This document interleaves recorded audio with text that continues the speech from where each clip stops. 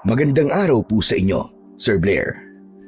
At ganoon na rin po sa mga taga-subaybay sa inyong mga YouTube channel na The Voice Addict at mga kwento ni Apong Isaac.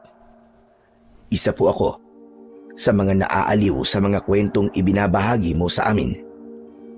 Kaya naman, naisipan kong ibahagi rin ang sarili kong kwento. Masasabi ko na ito ang karanasan na hindi ko makakalimutan habang ako ay nabubuhay. Nang dahil kasi sa pangyayaring yon, ay napatunayan ko sa aking sarili na lahat tayo ay hindi bibigyan ng Diyos ng pagsubok na hindi natin kayang malampasan. Ang mga pagsubok na ito ay maaaring maging dahilan para maging mas matatag tayo o kaya naman ay para meron tayong matutunan. Itago nyo na lamang po ako sa pangalan na Esteban. At ito ang aking kwento. Lolo, napapagod na po ko. Ang sakit na po ng mga paa ko. Hindi tayo pwedeng tumigil sa pagtakbo, Apo, hanggat di natin nasisiguro na ligtas na tayo. Nararamdaman ko na kasunod pa rin siya sa atin. Bilisan mo ang pagtakbo, Kiko! Hindi ko inasahan na darating sa buhay namin ng aking apo na si Kiko na aalis kami sa lugar kung saan kami naninirahan.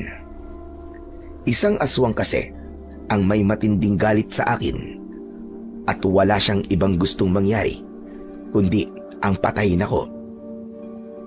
Isa kong dating antingero na gumagamit ng mga anting-anting at agimat para makipaglaban sa mga aswang.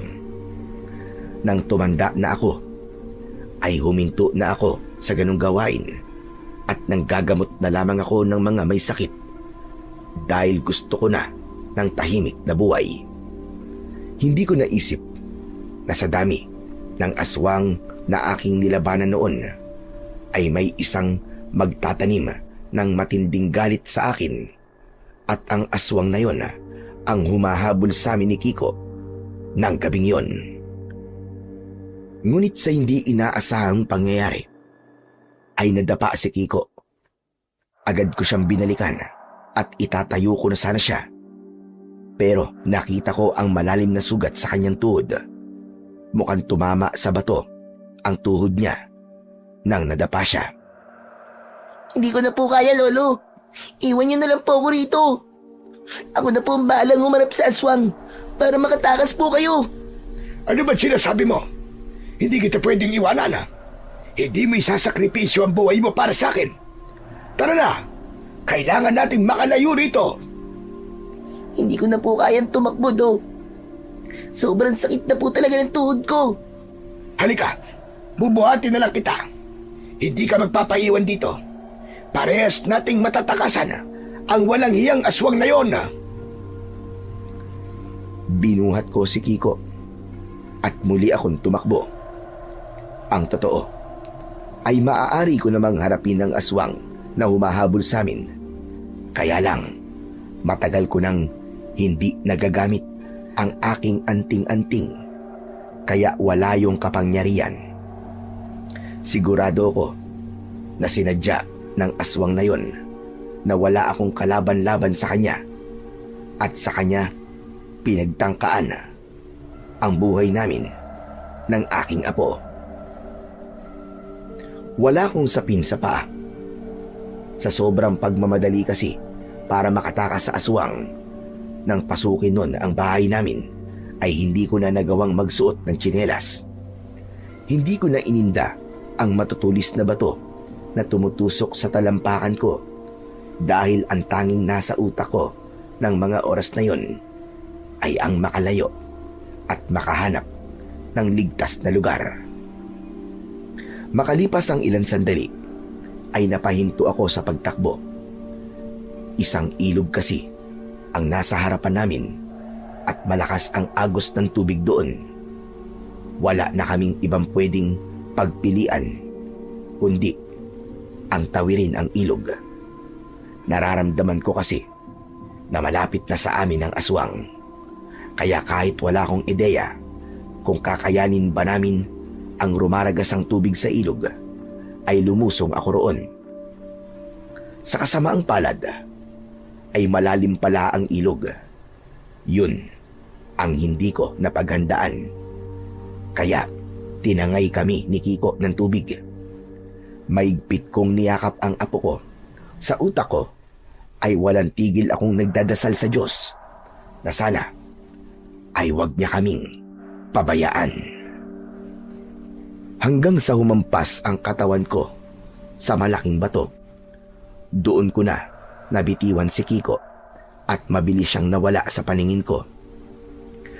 Sa pagkataranta ko ay hindi ko napansin ang isa pang bato sa unahan ko. Humampas doon ang ulo ko at agad akong nawalan ng malay. Inakala ko na yun na ang magiging katapusan ko, pero bigla akong nagising habang nasa tabi ako ng ilog.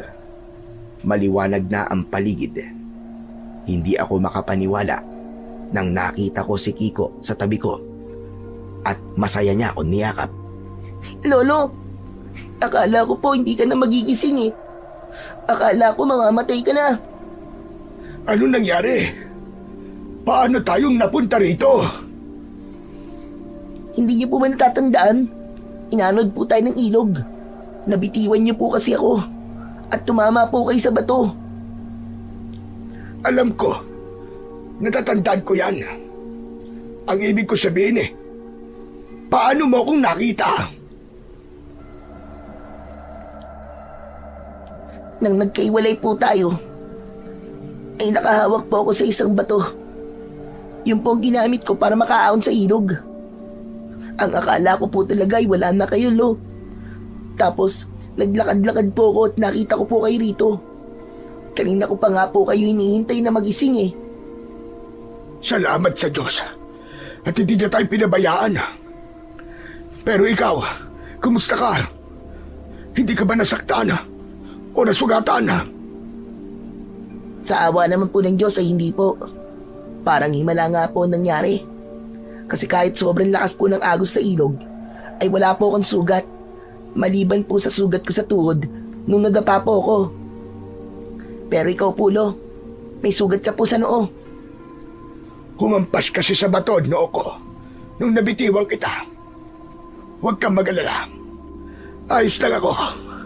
Malayo to sa bituka at hindi ko ito'y kamamatay. Ang importante ay mukhang malayo na tayo sa aswang na gustong pumatay sa atin. Kaya nga po. Pero Lo, hindi po pamilyar sa akin ng lugar na kinaroroonan natin ngayon. Saka, parang wala pong bahay na nakatayo dito. Lo, nagugutom na po ako. Kaya na pa po kumakalaman tiyang ko eh. Sandali lang. At maghahanap tayo ng pagkain sa paligid. Maraming puno sa banda roon. Baka makakita tayo ng prutas. Kahit medyo nahihilo, ay pinilit kong tumayo. Ipinakita ko kay Kiko na ayos lang ako para hindi siya mag-alala. Masakit sa balat ang tama ng matinding sikat ng araw, kaya nagmadali kami ni Kiko sa paglalakad hanggang sa narating namin ang mapunong parte ng lugar na kinaroroonan namin. Doon ay nakakuha kami ng lilom mula sa malalaking puno. Makalipas ang ilang minutong paghahanap ng makakain, ay bigo pa rin kami. Lo, parang wala naman pong prutas dito eh. Kanina pa po tayo naglalakad, pero wala pa rin tayong nakikitang pwede nating kainin. Kaya nga, mukhang puro punong kahoy lamang ang naririto. Napapagod ka na ba, Apo? Gusto bang magpahinga na muna? Sige po, mas lalo po ako nangihina at nagugutom sa paglalakad natin eh. Ayun, doon tayo sa ilalim ng malaking puno. Mukhang magiging komportable tayo roon. Nilapitan namin ni Kiko ang malaking puno at umupo kami sa malalaking ugat nun na nakausli sa lupa. Hindi ko mapigilang maawa sa apo ko dahil ramdam ko ang pagod at gutom niya ng sandaling yon.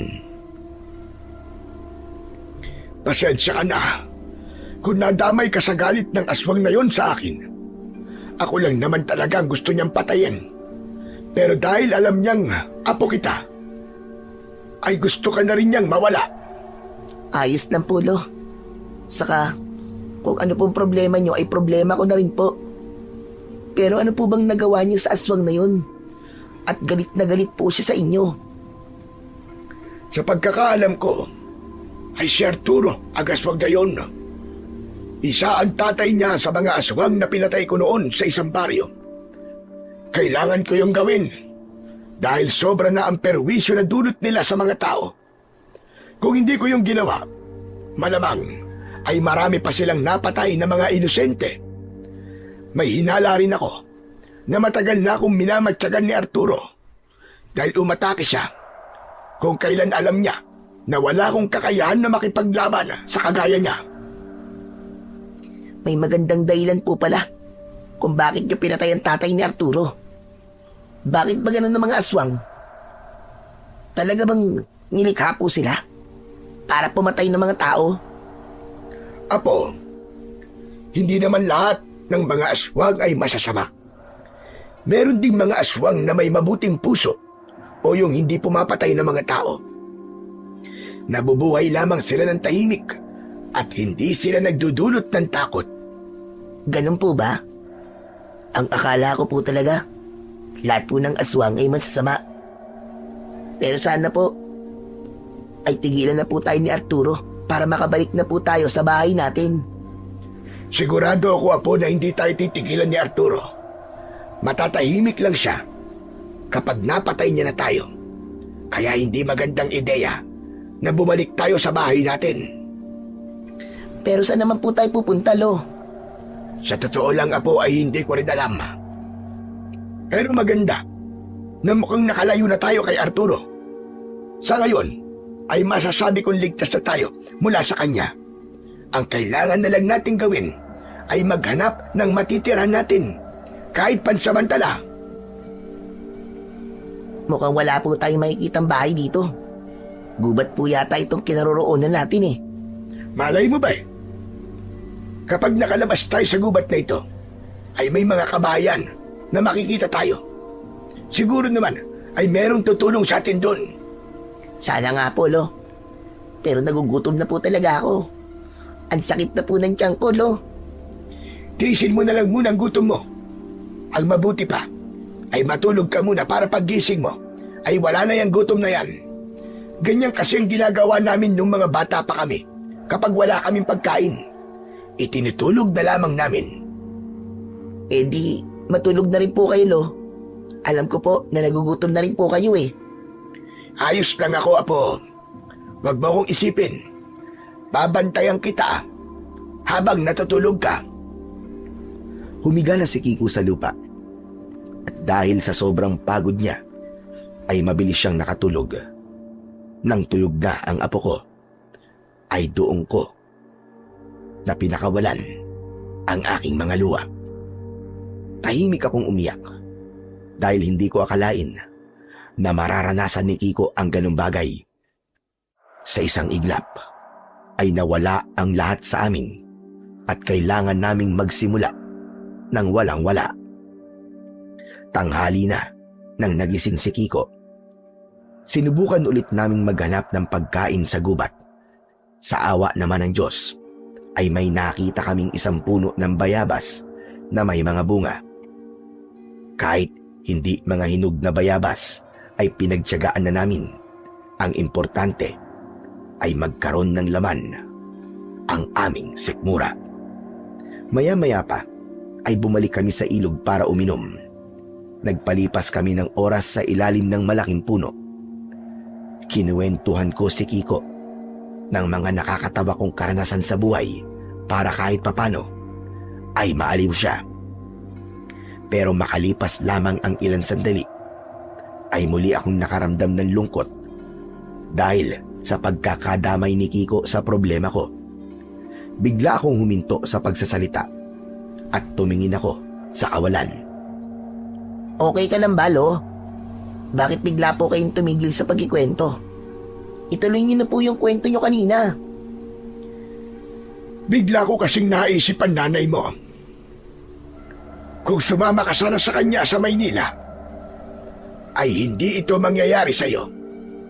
Mas gusto ko pa po, nahabulin na lamang ng mga aswang kesa sumama kay nanay. Na iniwanan po ako nung baby pa lang ako para makapag-asawa uli siya. Tapos nung yumaman na siya, ay sa kanya lang ako kukunin. Pero kung sumama ka sa kanya, ay maganda na sana ang buhay mo ngayon. Panigurado na nag-aaral ka sa isang kilalang paaralan. Aanin ko naman po ang ganung bagay. Kung hindi ko po kayo kasama, Lo. Simula po nung baby ako, ay kayo na po nag-alaga sa akin. Mas gusto ko pa pong maghirap basta't kasama ko po kayo. Tsaka wag na nga po natin pag-usapan si nanay. Ang dapat po siguro nating isipin ay kung paano tayo makakalabas sa gubat na to bago dumilim. Tama ka. Hindi tayo pwedeng manatili rito. Pero, kaya mo na bang maglakad? Oo naman po. Kahit papano nabusog po ako sa bayabas. Kaya malakas na po ulit ako. Kung ganun ay tara na. Hanapin na natin ang daan palabas sa gubat na ito. Magkasabay kaming tumayo ni Kiko at nagsimula kaming maglakad. Ipinagdasal ko sa Diyos na sana ay makita na namin ang tamang daan palabas ng gubat bago pa tuluyang kumagat ang dilim. Lumipas ang ilang oras pero bigo pa rin kaming makita ang daan palabas ng gubat. Pakiramdam ko nga ay paikot-ikot na lamang kami. Ganun pa man, hindi pa rin ako nawalan ng pag-asa. Kailangan kong maging matatag para sa aking apo. Pansin ko rin na nanghihina na si Kiko dahil sa pagod. Sigurado rin ako na gutom na naman siya. Pero sa pagkakataon na yon, ay hindi ko na narinig na nagreklamo si Kiko. Tila naisip niya na mas lalo akong mag-aalala kung dadaing na naman siya sa akin. Hanggang sa biglang bumuhos ang napakalakas na ulan. Nataranta kami ni Kiko at agad kong hinawakan ang isa niyang kamay. Tumakbo kami para maghanap ng masisilungan pero dahil nasa gubat kami ay wala kaming nakita na lugar na magpoprotekta sa amin mula sa ulan. Lolo, tingnan niyo po. May mga ilaw po sa bandaron. Aba, oo nga ano. Mukhang merong kabayan doon ah. Doon tayo pumunta. Kaya mo pa bang tumakbo? O gusto mong buhatin na kita? Kaya ko pa po. Mukhang malapit naman po yun eh. Walang tigil kami sa pagtakbo at hindi nagtagal ay narating na namin ang pinanggagalingan ng mga ilaw. Hindi nga kami nagkamali dahil merong mga kabahayan doon. Ang naging problema lang ay lahat ng bahay na nakita namin ay nakasarado na. Lo, saan po tayo hihingi ng tulong? Kapag meron tayong nakitang nakabukas na bahay, ay doon tayo hihingi ng tulong. Nakakahiya kasi kung mambubulahaw tayo ng mga natutulog. Pero Lo, nilalamig na po ako. Hindi ko na po kaya. Konting tiis na lang ako. Makakakita rin tayo ng tutulong sa atin. Patuloy kami sa paglalakad pero wala pa rin kaming nakitang nakabukas na bahay. Hanggang sa napahinto ako nang may nakita akong isang maliit na kubo na nasa gilid ng isang taniman ng halaman na wala akong ideya kung ano. Napansin ko na walang pinto ang kubo at walang ilaw sa loob. Itinuro ko ang kubo kay Kiko at sinabi ko na doon kami pupunta dahil mukhang walang nakatira doon. Nagmamadali kaming lumapit sa kubo dahil sa lakas ng ulan ay pumasok na kami roon nang hindi man lang namin inalam kung meron dong tao. Mukhang tama po kayo. Wala pong nakatira dito. Kaya nga apo, siguro naman ay pwede tayo magpalipas dito na magdamag. Mukhang maayos ang bubong nitong kubo dahil walang tumutulo. Sandali. At baka meron tayong mapepwestuhan para humiga. Kinapa ko ang paligid hanggang sa may nahawakan akong papag. Kiko, halika rito. Meron ditong higaan. Hubarin mo na muna yung damit mo. At hindi maganda na matutulog ka na may suot kang basang damit. Mas lalo kang lalamigin. Naubad ko na po ang damit ko, Lo. Pero, matibay po ba yung higaan? Baka po masira yan kapag humiga po tayong dalawa. Sa palagay ko naman ay matibay naman ito. Halika na. Magpahinga na tayo. Alam kong kagaya ko ay pagod ka na. Maya-maya pa ay magkatabi na kami ni Kiko na nakahiga sa papag. Hindi na namin pinansin kahit wala kaming latag at kahit ramdam namin ang matigas na higaan. Mas mabuti nang humiga kami sa ganun kesa nasa labas kami habang umuulan ng napakalakas. Nang dahil sa labis na pagod, ay agad kaming nakatulog ni Kiko kahit basa ang aming buong katawan. Hindi ko na alam kung gaano kami katagal natulog. Pero nagising ako nang may pumalo na kung ano sa paa ko. Pagmulat ko, ay nakita ko ang isang matangkad na lalaki sa aming paanan.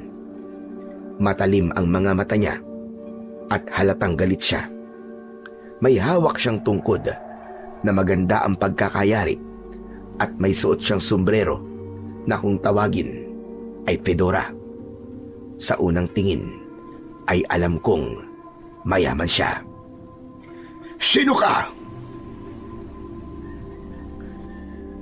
Kayo yata ang dapat kong tanungin yan. Sino kayo? Bakit kayo nandito sa taniman ko na bawang? Taniman ng bawang. Ikaw ba ang may-ari ng lupang kinatatayuan ng kubong ito? Hindi lang ang lupang ito, kundi maging ang kubong tinutulugan nyo. Ilang araw lang ako nawala. Tapos meron na palang tumitira sa kubong ito nang hindi ko nalalaman na. Nang sandaling yon, ay nagising na si Kiko. Napayakap siya sa akin nang nakita niya ang lalaki sa aming harapan. Lo, sino po yan? Nakakatakot po siya. Bakit kamukha siya ng mga kalaban ni FPJ? Aba, bastos yata ang bungaga ng batang ito ha. Kiko, tumahimik ka muna. Na ang may-ari ng kubong kinaroroonan natin ngayon. Mawalang galang na. Pero hindi kami tumitira sa kubo na ito. Kagabi lang kami nagpunta rito dahil inabutan kami ng ulan sa labas. Wala ba kayong sariling bahay? Kahit wala nang nakatira sa kubong ito, ay hindi ko pinapayagan ang matulog dito ang kung sino-sino lang. Siguro, kayo ang nagdadakaw ng mga pananim ko. Oo, tama ka. Wala nga kaming bahay. Pero hindi kami magdanakaw, maniwala ka. Kagabi lang talaga kami pumunta sa lugar na ito. Napadpad lang kami. Hindi talaga kami taga rito. Nagsasabi po yung totoo ang lolo ko. Hindi po siya nagsisinungaling. Maniwala po kayo. Mabait po kaming tao. Hindi ako tumanda ng ganito para lamang magpabilog ng ulo. Mga sinungaling kayo. Mga magdanakaw. Hindi ako papayag na palalampasin ko lang ang ginawa yung kasalanan. Wala kaming kasalanan sa'yo. Kung gusto mo, amang, ay aalis na kami. Aalis kayo. Tapos babalik ulit kapag alam yung wala na ako sa bahay ko. Hindi pwede. Napakatagal ko na gustong malaman kung sino ang nagnanakaw sa mga pananim ko. At kayong nahuli ko na kayo, ay hindi ako papayag na hindi kayo mapaparusahan. At bakit mo naman kami paparusahan? Wala naman kaming ginagawang masama sa'yo. Makoy! Halika nga rito. Makoy! Paulit-ulit na sumigaw ang lalaki hanggang sa dumating ang isang binatang may malalaking ngipin sa unahan. Bakit po, sir? Hala, sino po ang dalawang yan, sir? Baka magdanakaw sila. Yung mga nagdanakaw ng pananim ko tuwing gabi. Sir, hindi ba sabi ko po sa inyo dalawang lalaki po nagdanakaw dito sa taniman nyo. Sa palagay ko po, sir, baka binata po ba ngayon Hindi po sila matanda at bata. Malamang, hindi lang ang dalawang yun ang nagdanakaw dito. Kundi pati na rin ang matanda at batang yan. Bakit ba sinasalungat mo pa ako? Gusto mo bang sisanting kita? Ako na nga lang, sir, ang nakakatiis na kasama ng ugali nyo Tapos tatanggalin niyo pa po ako? Anong sinasabi mo? Wala po, sir. Ang sabi ko po, bakit niyo po ako tinawag? Yang dalawang yan, dali mo sa loob ng bodega. Ikulog mo sila ron. At mamaya ay tatawag ako ng pulis.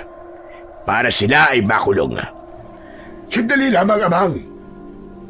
Maawa ka. Aalis na lang kami at hindi mo na kami makikita kahit kailan.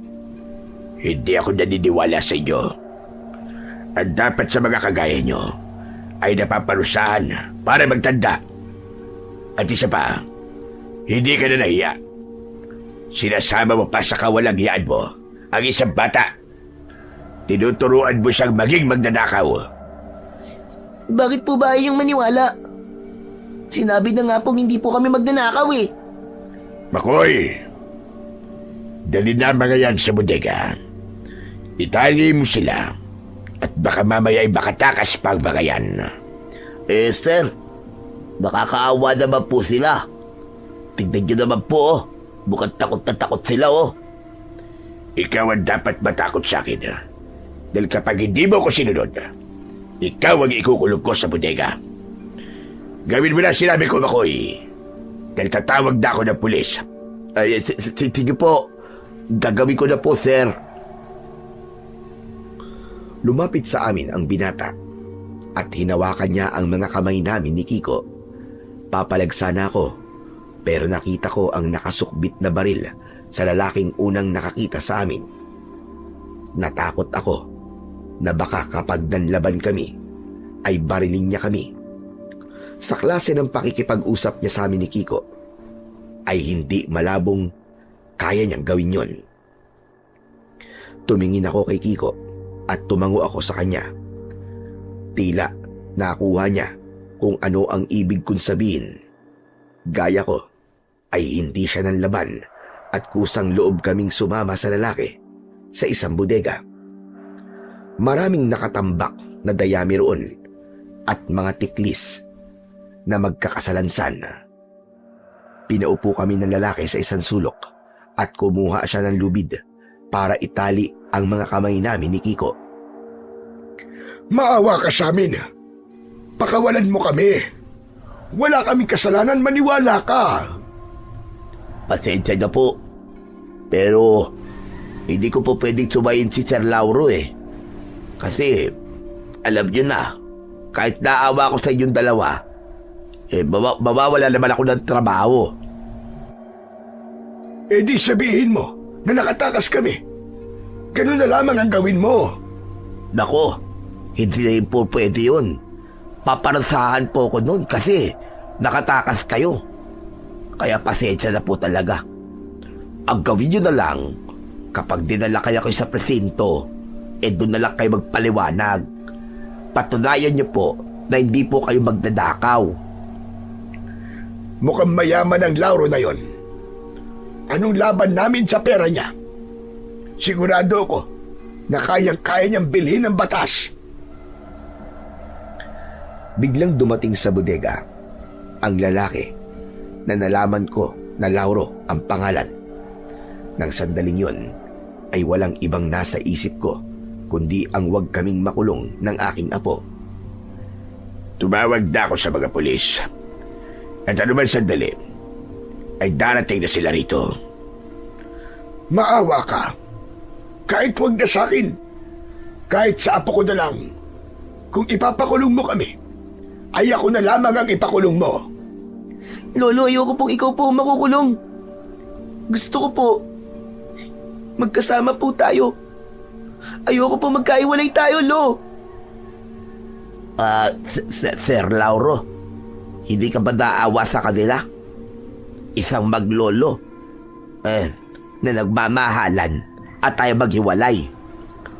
Sir, wala ka ba talagang puso, sir? Manahimik ka nga dyan. Hindi ako madadala sa drama na mga yan. Inaamin ko na. Mali na nakatulog kami sa kubong yon. Pero ang akala kasi namin ay wala nang nakatira doon. Ganito na lang kung gusto mo. Magtatrabaho na lang kami sa'yo. Gawin mo kaming utusan para makabayad kami sa kasalanan namin sa'yo kung meron man talaga. Huwag mo na lang kaming ipakulong, maawa ka naman. Sir, mukhang maganda yung offer sa'yo nung matanda. Hindi ba? Marami na nag-resign sa taniman nyo. Kasi, ang sama-sama ng ugali nyo. Kailangan po natin ng dagdag na tao ngayon, sir. Sanay na kami sa hirap ng apo ko. Masipag kami. At hindi kami mareklamo. Pakiusap. Huwag mo kaming ipakulong. Hindi muna nagsalita si Lauro. Matiim siyang nakatingin sa amin ni Kiko. Alam ko na sa sandaling yun ay pinag-iisipan niya ang sinabi ko. Sige, pumapayag ako sa alok mo.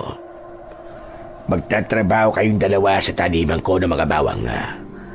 At doon kayo titira sa sirang kubo ko para merong magbabantay doon tuwing gabi. Ang totoo ganyan, hindi naman talaga ako tumawag sa pulis. Dahil plano ko lang kayong takutin. O siya, ganito ang usapan natin. Magtatrabaho kayo sa akin at may libre kayong tirahan. Libre din ang pagkain nyo dahil libre ang pagkain ng aking mga trabador. Pero wala kayong sasahuring kahit piso sa loob ng 1 taon. Saka lang kayo sasahod pagkalipas ng 1 taon bilang kabayaran sa mga ninakaw nyo sa akin. Uulitin ko sa'yo. Wala kaming ninakaw sa'yo. Pero tinatanggap namin ang lahat ng patakaran mo. Maraming salamat. Ano nga palang pangalan nyo? Hindi kayo pwedeng magtrabaho rito kung hindi ko kayo kilala. Ako si Esteban. At ito naman ang apo ko na si Kiko. Ako naman po si Makoy. At ito naman po, si Sir Lauro. Masama ugali niyan. Makoy! Abugaga mo na naman. O siya, sige. Ikaw na ang bahala sa kanila. Sabihin mo sa kanila at dapat nilang malaman. Copy, sir. Ako na hong bahala. Nang umalis si Lauro, ay agad na inalis ni Makoy ang pagkakatali sa amin ni Kiko. Ang talino mo, Lolo. Nang dahil sa sinabi mo, ay hindi na po tayo makukulong. Pero alam nyo, sana, nagpakulong na lang kayo eh. Mas magiging maayos pa ang buhay nyo sa kulungan kaysa rito. Hindi nyo kakayanin ang kasamaan ng ugali ni Sir Lauro. Naniniwala ako na lahat ng tao ay may kabutihan sa puso. Kahit gaano pa siya kasama. At yun ang gusto kong makita kay Sir Lauro. Isa pa, mas gugustuhin ko na malaya kami ng apo ko kesa nakakulong kami, lalo na't wala namang kaming kasalanan. Sige, kayo po bahala. Ako naman po ay nagpapaalala lamang. Ang mabuti pa, sumama na kayo sa akin doon sa taniman ng bawang para malaman nyo ang mga dapat yung malaman. Sumama kami ni Kiko kay Makoy. Dinala niya kami sa taniman ng bawang. Doon ay ipinakita sa amin ni Makoy ang tamang paraan ng pagtatanim ng bawang. Sinabi niya na ang bawat butil ay kailangang paghiwa-hiwalayin mula sa isang buong ulo at ang malalaki at buo ang pipiliin para itanim.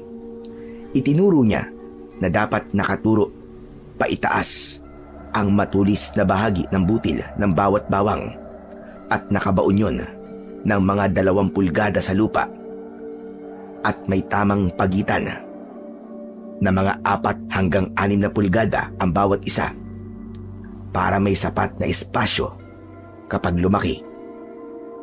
Ipiniliwanag din niya na mas mainam magtanim sa lupa na may halong kompos para mas maging malusog ang mga bawang kapag tumubo. Ipinakita rin ni Makoy kung paano alagaan ang mga tumutubong dahon ng bawang. Kailangan daw tanggalin ang mga damo sa paligid para hindi maagawan ng sustansya ang bawang. Sinabi niya na karaniwang inaabot ng 4 hanggang 5 buwan bago yun anihin. Malalaman na handa na kapag kalahati ng mga dahon ay natuyo at nakahiga na sa lupa. Sa oras ng pag-ani, dahan-dahan dapat bunutin ang ulo at patuyuin muna sa lilim ng ilang linggo bago itago o ibenta. Nakinig kami ni Kiko sa mga sinabi ni Makoy. Kailangan kasi naming matutunan ang lahat ng yon para makapagtrabaho kami ng maayos at maiwasan namin na mapagalitan kami ni Lauro. Matapos kaming maturuan ni Makoy sa mga dapat naming malaman tungkol sa pagtatanim at pag-aalaga sa bawang, ay nagtrabaho na kagad kami ni Kiko. Tiniis namin ang matinding sikat ng araw. Kahit papano ay nagpasalamat ako dahil libre ang aming pagkain mula almusal, pananghalian at hapunan. Pagsapit ng gabi ay dumaan sa bahay si Makoy at binigyan niya kami ng mga lumang damit. May kasama rin yung unan, banig at kumot. Nagpasalamat kami kay Makoy dahil sa kabutihan niya sa amin ng apo ko. Habang nakahiga kami ni Kiko sa papag, ay bigla siyang pumaling paharap sa akin. Lo, dito na po ba tayo titira habang buhay? Hindi ko alam, Apo. Depende sa kung ano ang mangyayari. Pero, ang sama po ng ugali ni Sir Lauro. Parang galit po siya sa mundo. Siya po yung klase ng tao na kahit wala naman po dapat ikagalit, ay nagagalit po siya. Ramdam ko na merong dahilan kung bakit ganun ang ugali niya. Siguro ay meron siyang hindi magandang karanasan na hanggang ngayon ay daladala niya. Baka nasasaktan pa rin siya sa karanasan na yun. Kung tama po ang hinala nyo, parang mali po na ibaling niya po sa mga taong nakapaligid sa kanya yung sakit po na nararamdaman niya. Tama ka sa sinabi mo. Pero wala na tayong magagawa pa sa bagay na yan. Ang importante ay meron na tayong matutuluyan kahit papano. Pero do, ligtas na po kaya tayo dun sa aswang na gusto po tayong patayin? Hindi ko rin alam, Apo. Kaya naisip ko na kailangan maging handa tayo sa kung anong pwedeng mangyari sa mga susunod na araw. Hindi natin alam kung hinahanap pa rin ba tayo ni Arturo. Baka isang gabi ay bigla na lamang siyang bumulaga rito. Anong paghahanda po ang gagawin natin? Dadasalan at oorasyon ng kulit ang aking anting-anting para muling mabuhay ang kapangyarihan nito. Nang sa ganun, ay bigyan ulit ako nito ng lakas kapag nakikipaglaban ako sa aswang. Ibig sabihin, babalik na po ulit kayo sa pagiging antingero? Ganun na nga. Yun lang kasi ang tanging paraan na naisip ko. Hindi tayo pwedeng kampante lang kahit parang malayo na tayo kay Arturo. Hindi natin alam kung ano ang kaya niyang gawin. Kaya mas maganda kung palagi tayong magiging handa. Matapos kong sabihin yon kay Kiko, ay sinabi kong matulog na kami dahil bukas ay marami pa kaming gagawin. Hinintay kong makatulog si Kiko bago ako lumabas ng kubo. Hinubad ko ang anting-anting na nakasabit sa aking leeg. Ikinulong ko yon sa aking mga palad at saka ako pumikit. Umusal ako ng orasyon upang muling mabuhay ang kapangyarihan ng aking anting-anting.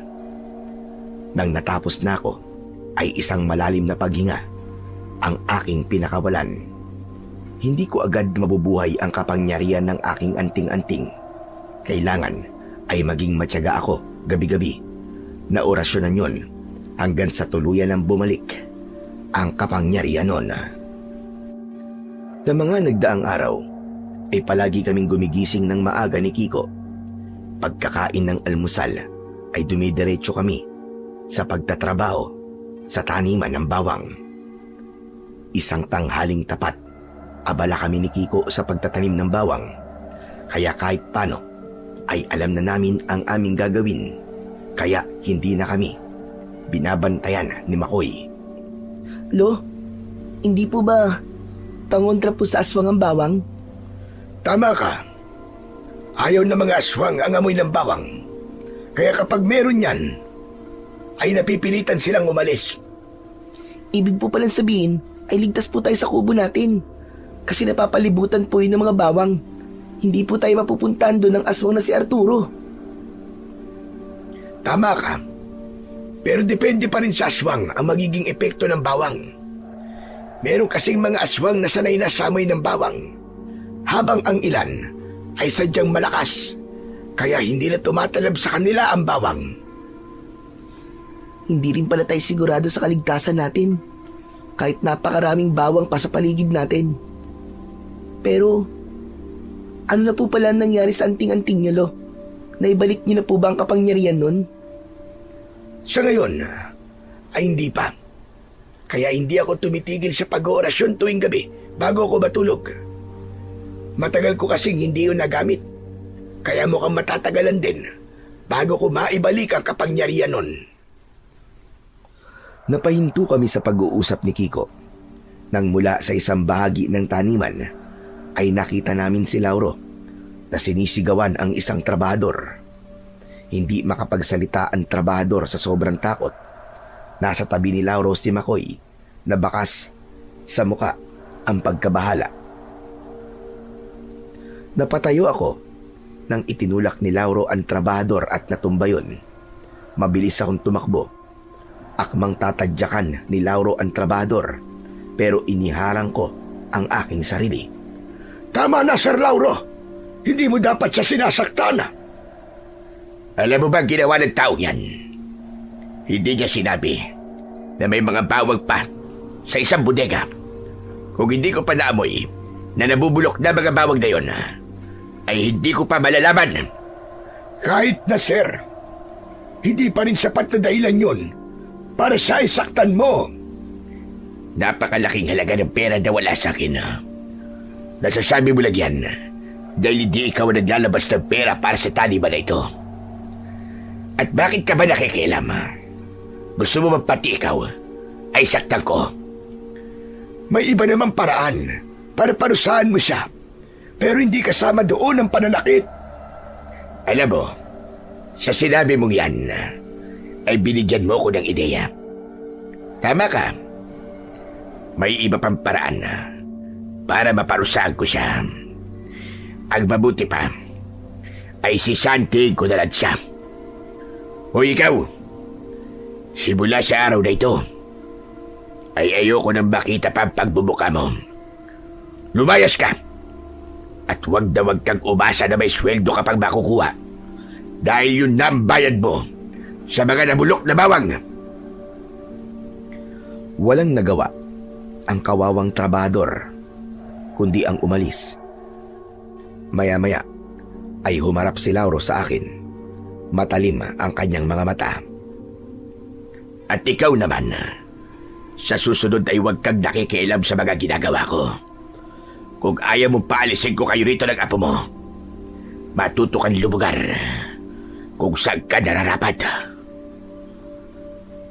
Hindi ko na nagawang sagutin si Lauro dahil tumalikod na siya at malalaki ang mga akbang na naglakad siya palayo. Nang sandaling yon, ay lumapit na si Kiko sa akin at hinawakan niya ang aking braso. Lo, anong ginawa mo? Bakit niyo po sinagot si Sir Lauro? Mapapalayas po tayo sa ginawa niyo eh. Kilala mo ko, Apo. Hindi ko kayang manahimik kapag may nakita kong inaapi. Alam mo, Pang-Esteban, ikaw lang ang kilala kong nagawa yun kay Sir Lauro. Kapag may sinasaktan siya rito, Abay, wala kaming ibig lahat. Karamihan kasi sa mga natitirang trabador dito ay takot na mawala ng trabaho. Kaya naman, hindi nila sinasaway si Sir Lauro kahit mali na ang ginagawa niya. Pero sa susunod, huwag niyo na po gagawin yun. Hindi po magdadalawang isip si Sir Lauro na palayasin kayo ni Kiko dito kapag nakialam kayo ulit sa kanya. Hindi na ako nagsalita. Labag man sa aking kalooban, ay naisip ko na wala na akong magagawa kundi ang maging bulag sa susunod na may apihin si Sir Lauro. Kung ako lang sana ay kaya kong umalis doon, pero kailangan kong isaalang-alang si Kiko. Hindi siya pwedeng mawala ng tirahan at isang lugar na alam kong ligtas siya kahit papano. Dumating ako sa punto na gusto kong malaman ang dahilan kung bakit tila galit sa mundo si Lauro. Gusto kong maunawaan ang pinaguhugutan niya, kung bakit hindi maganda ang pakikitungo niya sa mga taong nakapaligid sa kanya. Sa mga lumipas na araw, ay unti-unti naming inayos ni Kiko ang kubo kung saan kami nakatira para mas maging komportable kami roon. Kumuha kami ng mga nagkalat na tabla at kahoy sa kung saan-saan, at ang mga yon ang aming ginamit para makagawa kami ng pinto. Isang gabi, matutulog na sana kami ni Kiko nang may kumatok sa pinto. Pagbukas ko, ay nakita ko si Makoy na may dalang isang bote ng alak at isang malaking plastik ng chicharon. Magandang gabi, Mang Lauro. Inom naman tayo. Nako, pasensya ka na. Pero hindi ako pwedeng mag-inom ngayong gabi dahil may trabaho tayo bukas. Konti lang naman to eh. Kahit wag na natin ubusin. Alam nyo kasi, Mang Esteban birthday ko kasi ngayon. At gusto ko sanang mag-celebrate man lang kahit papano. Aba, ganun ba? Maligayang kaarawan sa'yo, Makoy. O siya, sige. Total ay kaarawan mo. Payag ako na mag-inom tayo. Kasi baka isipin mo na masama akong tao dahil di kita pinagbigyan sa hilig mo sa kaarawan mo. Diyan na lang tayo sa labas at patulog na kasi si Kiko. Inilabas ko ang maliit na lamesa at 2 upuan. Kumuha na rin ako ng baso at hindi nagtagal ay nag-iinom na kami ni Makoy. Nang medyo tinamaan na ako ng pagkalasing, ay doon ko naisip na tanungin si Makoy ng tungkol kay Lauro. Makoy, iho, matanong lang kita. Gaano ka na pala katagal na nagtatrabaho kay Sir Lauro? Nako, sir. Matagal na. Siguro nasa 5 taon o mahigit pa. Dati, trabador ako rito sa taniman ng bawang. Hanggang sa nakakuha ko na ang tiwala ni Sir Lauro. At ginawa na niya akong parang assistant niya. Kung ganun, kilala mo na pala talaga si Sir Lauro, ano? Abayo naman. Kilala ko talaga siya mula ulo hanggang paa. Pati nga kasamaan ng ugali niya parang wala na sa akin kasi nasasanay na ako. Pero ganun ba talaga ang ugali noon ni Sir Lauro? Oo. Noong nagtrabaho ko rito ay masama na po talaga ang ugali niya. Pero yung tatay niya na si Sir Andres, abay sobrang bait. Napakalayo ng ugali niya kay Sir Lauro. Ang sabi kasi ni Sir Andres, nung bata pa si Sir Lauro, ay sobrang hirap nila. Mahirap pa raw sila sa daga. Tapos inalila sila ng sarili nilang kamag-anak. Kaya nagsumikap sa buhay si Sir Lauro hanggang sa nagkaroon siya ng taniman ng bawang at yung malaki niyang bahay. Kung ganun, may posibilidad na kaya masama ang ugali niya ay dahil naranasan niya ang alilain at pagmalupitan. Ganon na nga. Natumbok nyo, Manong Esteban. Mukhang gumaganti po siya sa mga naranasan niya noong mahirap pa siya. Hindi na kasi niya magagantihan yung mga nang-api sa kanila noon. Sa pagkakaalam ko patay na yung mga yon. Mali ang ginagawa niya. Wala tayong kinalaman sa masakit na pinagdaanan niya, kaya hindi niya dapat tayo pinapahirapan.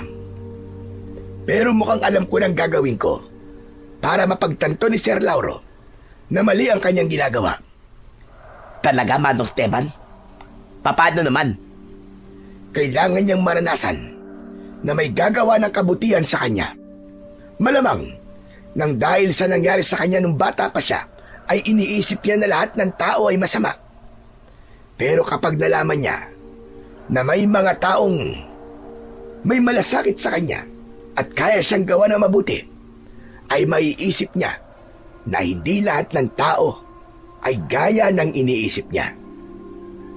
Nako, mukhang imposible po yan sinasabi niyo, Mang Esteban. Kahit anong kabutihan ang ipakita mo kay Sir Lauro, ay hindi niya yun ikatutuwa.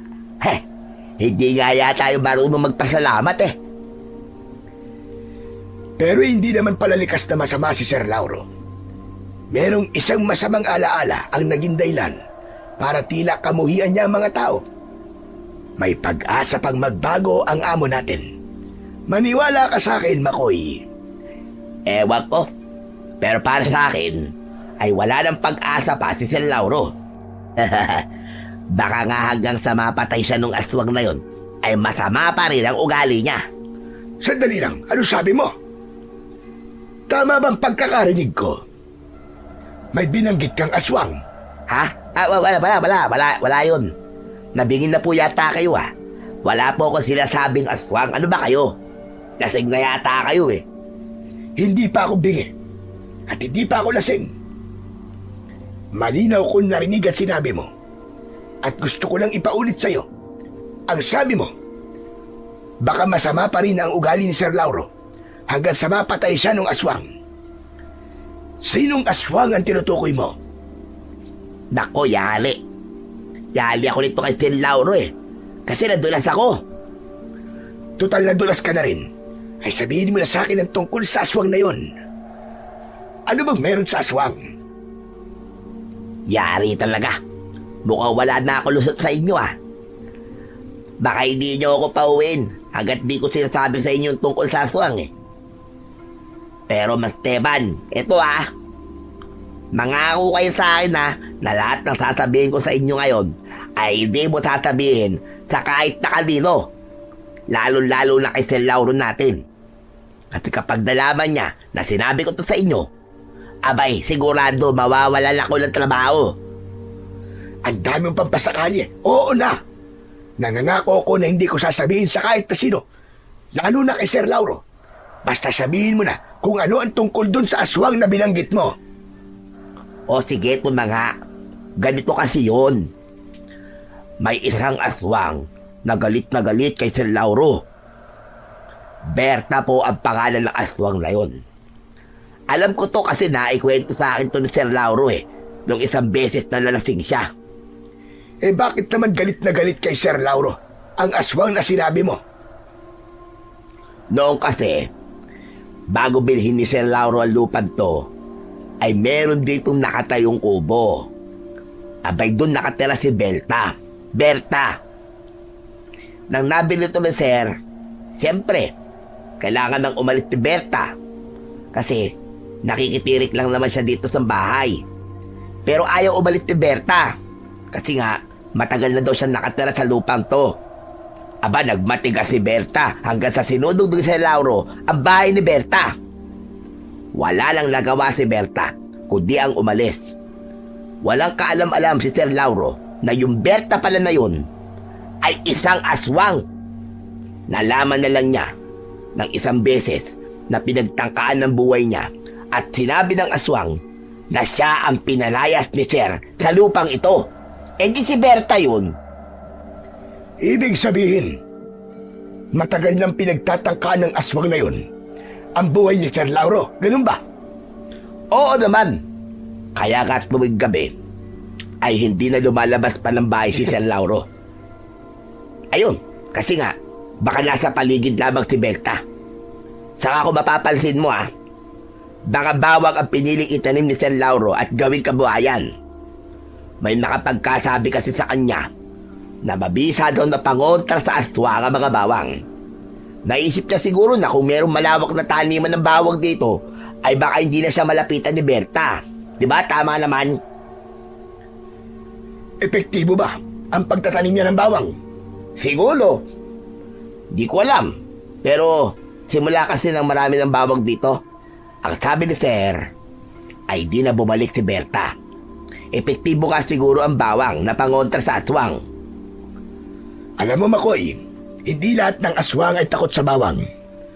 Paano kung ang plano ni Berta ay hintayin na maging kampante si Sir Lauro at kapag nangyari yon, ay saka siya atake sa oras na hindi niya inaasahan? Aba, posible ang sinabi nyo, ha? Pero bakit parang may alam yata kayo tungkol sa mga aswang?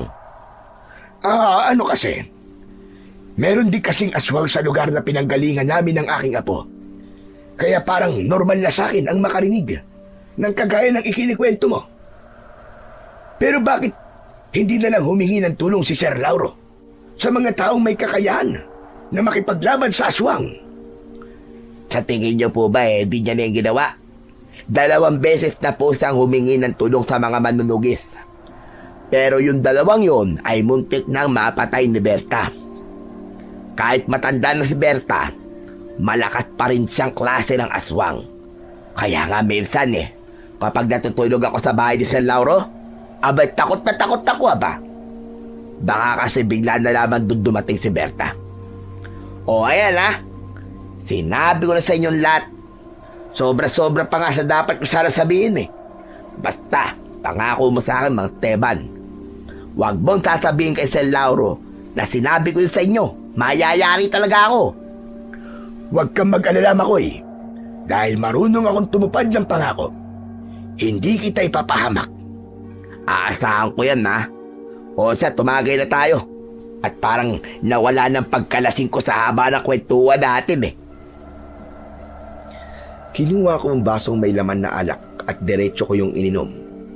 Nagpatuloy ang inuman at kwentuhan namin ni Makoy. Pero ang isip ko ay naroon pa rin sa aswang na galit kay Lauro. Napagtanto ko na halos parehas pala kami ng problema at mas lalong tumindi ang aking kagustuhan na muling maibalik ang kapangyarihan ng aking anting-anting para sa sandaling kailanganin ko yun ay magagamit ko yun ulit. Kinabukasan ng umaga, pagkagising ko, ay naramdaman ko ang pananakit ng aking ulo dahil sa hangover. Nakita ko si Kiko na mahimbing na natutulog sa tabi ko. Bigla kong kinabahan nang mapagtanto ko na mataas na ang sikat ng araw. Tumayo ako at pagsilip ko sa bintana ay bumungad sa akin ang ilang trabahador na abala na sa taniman ng bawang. Agad kong tinapik ang braso ni Kiko. Apo, gumising ka na, tanghali na. Inaantok pa po ako, Louie. Bumangon ka na. Kailangan na natin magtrabaho. Ang bihira na yan. Bakit pa kasi ako nag-inom kagabi? Napasarap tuloy ang tulog ko. Ikaw naman. Bakit hindi mo ako ginising? Hindi po ba? Kayo po gumigising sa akin? Ewan ko sa'yo. Tara na. Kailangan na natin magtrabaho. Dahil kapag nalaman ni Sir Lauro na ngayon lang tayo magsisimulang magtrabaho, ay baka magalit siya sa atin. Kahit masakit pa ang ulo ko, ay hinila ko na si Kiko palabas ng kubo para magtrabaho. Pero parehas kaming natigilan nang makita namin si Lauro na nakatayo sa harapan ng kubo. Matalim ang tingin niya sa amin at mahigpit ang pagkakahawak niya sa kanyang tungkod. Sa wakas, nagising na rin ang mga trabahador ko na ang pakiramdam ay anak ng mayaman. Pasensya ka na, Sir Lauro, kung ngayon lang kami nagising ni Kiko. Nag-inom kasi kami ni Makoy kagabi. Kasi kaarawan niya, napasarap ang tulog ko dahil sa alak. Parehas kayong nag-inom ni Makoy. Pero bakit maaga pa rin nagising si Makoy? Tapos ikaw ay hindi. Mangyaring, hindi na kasi ako sanay uminom. Patawarin mo kami. Alam mo naman na mahalaga ang oras sa taniman ko. Kapag oras na ng trabaho, ay gusto ko ay nakikita ko kayong lahat na nagtatrabaho. Malaki ang perang nawawala sa akin sa mga kagaya niyong tamad at nagsasayang ng oras. At dapat sa mga kagaya niyo ay pinaparusahan para hindi natularan ng iba. Parang awa mo na. Ako na lang ang parusahan mo. Tutal ako may kasalanan kung bakit tinanghali kaming magising. Huwag mo nang idamay pa ang apo ko. Hindi ikaw ang magdidesisyon pagdating sa bagay na yan. Ang kasalanan mo ay kasalanan din ng apo mo. Parehas kayong tanghali na nagising. Kaya parehas kayong dapat na maparusahan. Pero huwag kayong mag-alala. Dahil hindi ko kayo sasaktan o ikukulong sa bodega. Hindi ko rin kayo palalayasin. Ang parusa nyo ay hindi ko kayo bibigyan ng pagkain ngayong araw. Magpasalamat kayo dahil yan lamang ang parusa ko sa inyo. Pero sa susunod na ulitin nyo ang kasalanan nyo yan, ay hindi nyo na magugustuhan pa ang gagawin ko sa inyo. Pero Sir Lauro, kapag hindi po kami kumain ni Lolo, manghihina po kami. Hindi po kami makakapagtrabaho na maayos. Wala akong pakialam dun. Pinili niyong gumawa ng mali, di ba? Kaya dapat lang na mangyari yan sa inyo. Kumilos na kayo at magtrabaho na kayo. Ayoko makikita ang babagal-bagal kayo ng kilos dahil panibagong parusa na naman ang ipapataw ko sa inyo. Wala na kaming nagawa ni Kiko, kundi ang kumilos para magtrabaho. Sa sandaling yun, ay ayos lang kami. Pero sa bigat ng trabaho sa taniman ng bawang, sigurado ko na mabilis kaming magugutom. Kaya kong magtiis ng gutom. Kaya lang kay Kiko, dun ako nag-aalala. Ganun pa man, umasa na lang ako na sapat ng panglaman sa aming sikmura ang tubig para mairaos namin ang araw na yon. Pagsapit ng oras ng pananghalian ng mga trabahador, ay nasa taniman ng bawang pa rin kami ni Kiko. Nakaupo kami sa nakatumbang katawan ng puno sa isang tabi habang nakatanaw sa mga trabahador na sabay-sabay kumakain sa isang mahabang lamesa sa di kalayuan. Parang ang sarap po ng ulam nila, Lolo. Sa sobrang gutom ko, naaamoy ko po yung adobo nila hanggang dito. Wala tayong magagawa kundi ang magtiis dahil masama ang ugali ng amo natin. At pasensya ka na rin kung nadamay ka sa parusa ni Sir Lauro sa akin. Palagi ka na lamang nadadamay sa mga kasalanan ko. Ayos lang po yun. Hindi po ba magkasama po tayo sa hirap at ginawa? Pero sa susunod, wag na po kayo mag-iinom sa gabi para hindi na po ito mangyari ulit. Oo naman. Hindi ko lang talaga natanggihan si Makoy dahil kaarawan niya. Pero Lo, nagugutom na po talaga ako. Baka hindi po ako makapagtrabaho nito na maayos mamaya. Ako nga rin eh. Teka, sandali. Tumayo ako at kumuha ako ng isang bawang mula sa isang tiklis. Bumalik ako sa tabi ni Kiko at binalatan ko ang bawang. Kinain ko ang isang butil at inabutan ko ng isa si Kiko. Ano pong ginagawa niyo, Lo? Bakit niyo po kinain ng hilawang bawang? Kadiri po kayo. Hindi mo ba alam na maganda sa katawan natin ang pagkain ng hilaw na bawang? Saka mabuti na ito kaysa wala tayong kainin. O eto, kainin mo ito para naman magkalaman ang tiyan mo.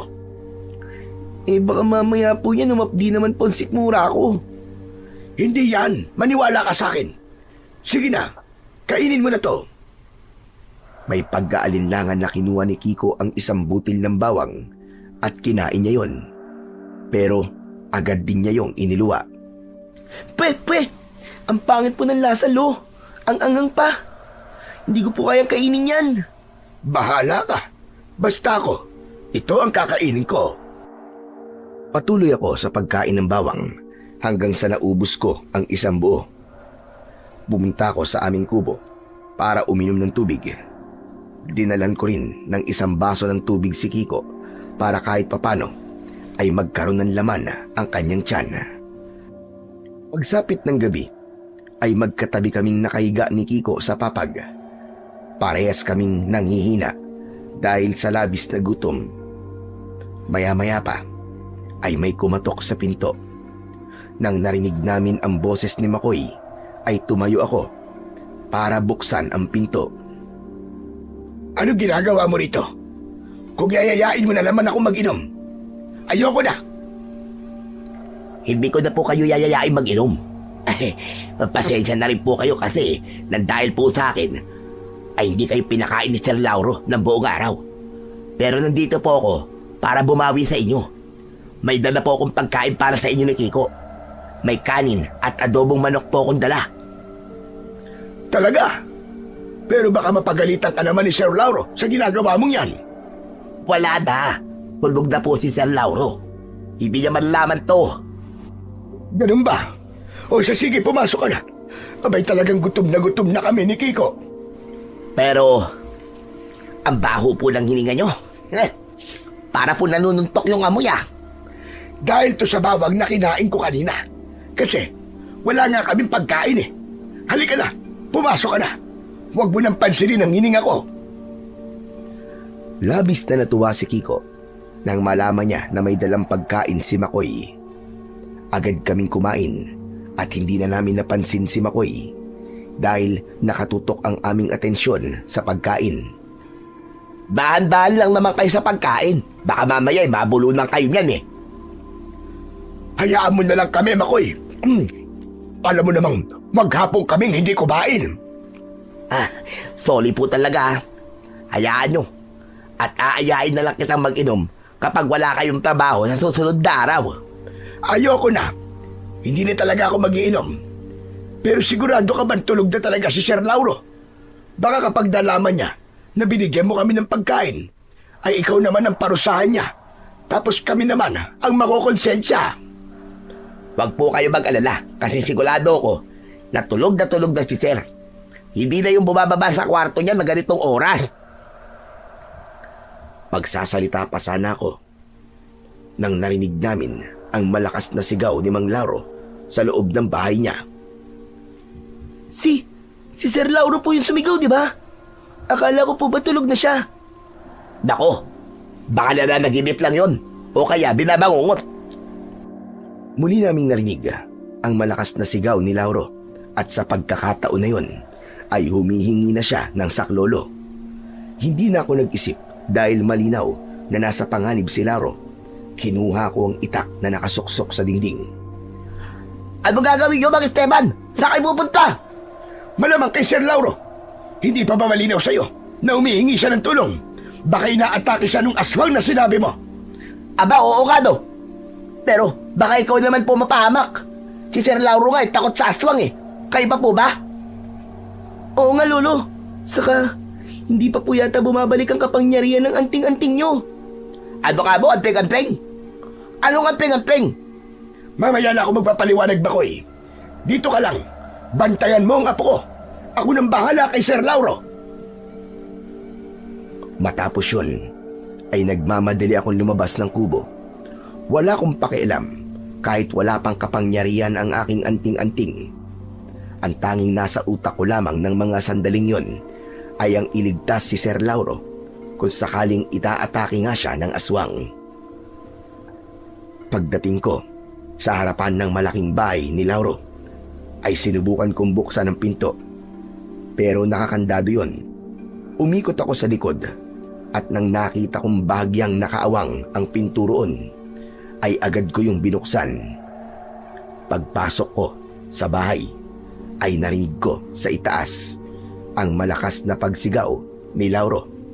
Nagmamadali akong umakyat sa hagdan at isang pinto ang nakita kong nakabukas. Agad akong pumasok doon at nagimbal ako nang nakita ko ang isang aswang na nasa ibabaw ni Lauro. Nasa sahig silang dalawa.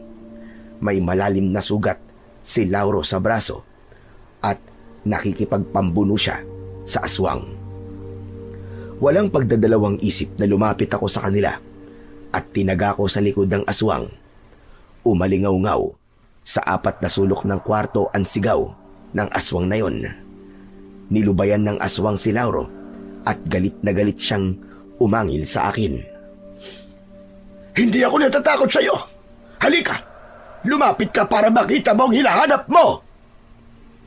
Muling umangil ang aswang at saka siya tumalon sa bintana. Sumilip ako sa bintana pero hindi ko na nakita ang aswang kung saan siya nagpunta. Nang nasiguro kong wala na ang aswang, ay saka ko nilapitan si Lauro. Tutulungan ko sana siyang tumayo pero tinabig naman niya ang kamay ko. Huwag mo kong hawakan! Hindi ko kailangan ng tulong mo. Huwag ka nang magmatigas. Saka nung hindi kailangan ng tulong ko, kung hindi ako dumating, malamang patay ka na ngayon. Magpasalamat ka pa nga dahil gising pa kami ni Kiko. Dahil kung hindi, ay hindi namin narinig ang paghingi mo ng tulong. Halika, kailangan malinisan ang sugat mo. Huwag ka nang masyadong mataas ang pride dyan. Nang subukan kong tulungan ulit si Lauro, ay hindi na siya pumalag. Inupo ko siya sa isang upuang gawa sa magandang klase ng kahoy. Itinuro sa akin ni Lauro kung nasaan ang mga gamit sa panggagamot ng sugat at nang makuha ko yon, ay sinimulan ko ng linisin ang sugat sa kanyang braso. Alam mo bang ginagawa mo? Kung hindi mo na itatanong, ay isa kong albularyo sa lugar na pinanggalingan namin ni Kiko. Kaya alam na alam ko ang ginagawa ko. Aray, dahan-dahan naman, masakit. Magtiis ka. Hindi pwedeng hindi ka masasaktan dahil malalim ang sugat mo. Sa totoo lang, hindi ko akalain na ikaw ang darating dito para tulungan ako. Sigurado ako na marami akong trabahador na nakarinig sa pagsigaw ko. Pero mukhang wala silang balak na tulungan ako. Dahil masamang ugali ko. Baka nga mas gusto pa nilang mamatay na lamang ako at kainin ng tuluyan ang aswang na yun. Huwag mong isipin yan. Ang mahalaga ay ligtas ka na ngayon at buhay ka pa. Ibig sabihin, may pagkakataon ka pa para magbago. Ano ba dapat kong baguhin? Yung paraan ko ng pagtrato sa mga tao? Lalo na sa mga trabahador ko? Alam mo, kung magiging mabait ako, ay sasamantalain lang ng mga tao ang kabaitan ko. Deka nga maibang ako. Hindi ba sabi mo noon, ay wala kayong tirahan at dayo lang kayo sa lugar na ito? Saan ba talaga kayo galing? At bakit kayo umalis sa lugar na yon? Bakit bigla kayatang nagkaroon ng interes sa buhay namin ng apo ko? Gusto ko lang makipag-usap para mawala ang atensyon ko sa sakit dahil nililinisan mo sugat ko. Kung ayaw mo naman sagutin ang tanong ko, ayos lang yun. Wala akong pakialam. Malayo ang lugar na pinanggalingan namin ng aking apo, Sir Lauro. Ang totoo, hindi ko akalain na dito kami mapupunta sa dami ng aming pinagdaanan. Umalis kami sa lugar na yon dahil isang aswang ang gusto kaming patayin. At sa lugar na ito namin naisipang magtago. Anong sinabi mo? Alam mo kasi, sir, noon ay isa kong antingero na ginagamit ang aking kaalaman sa pakikipaglaban sa mga aswang. Marami na akong nakaharap na aswang at ang iba ay kinailangan kong patayin. Hindi ko akalain na may isang aswang na magtatanim sa akin ng matinding galit. Yun, kung kailan huminto na ako sa pagiging antingero, ay sa kanya pinagtangkaan ng buhay ko at ni Kiko. At dahil wala na akong kakayahan na lumaban, ay wala na kaming nagawa kundi ang tumakas. Pero kung wala ka ng kakayahan na lumaban, ay bakit mo ko iniligtas kanina? Simple lang ang sagot yan. Dahil kailangan mo ng tulong. Ako kasi ang klase ng tao na hindi pwedeng walang gawin kapag alam kong may nanganganib ang buhay. Ano ba tingin mo sa sarili mo? Isang bayani? At talagang nagawa mo magpakabayani sa isang tao na dahilan kung bakit buong araw kayong hindi kumain ng apo mo? Dahil naniniwala ako na sa kabila ng ipinapakita mo sa aming lahat, ay meron ka pa rin kabutihan dyan sa puso mo.